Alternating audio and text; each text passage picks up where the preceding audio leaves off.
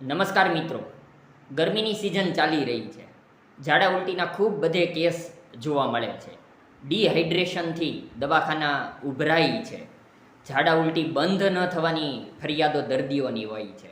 પણ કેટલાક કિસ્સાઓમાં એવું જોવા મળ્યું છે કે દર્દીઓ તેમના સગા સંબંધીઓ સીધા મેડિકલ ઉપર જાય છે અને ત્યાં 1-1.5-2 રૂપિયાની જે લાલ પીળી ટીકડીઓ મળતી હોય છે ને ત્યાં જઈને એવું કહી દે કે ઝાડા ઉલટી બંધ કરવા છે.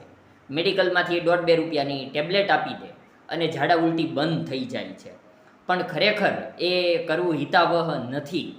ભાવનગરના જાણીતા એમડી ફિઝિશિયન ડૉક્ટર દિલીપ હડિયલના જણાવ્યા અનુસાર જે રીતે સીધી મેડિકલમાં જઈને દવા લેવામાં આવે છે અને ઝાડા ઉલટી બંધ કરી દેવામાં આવે છે તો ઘણીવાર તેમાં લાંબા ગાળાનું નુકસાન થતું હોય છે અને એ ઝાડા ઉલટી બંધ થઈ જવાને કારણે ત્યાં આંતરડાઓ ઉપર નુકસાન થાય અને 100માંથી 1-2 કેસ તો એવા હોય છે કે તેમાં ઓપરેશન કરવું પડે.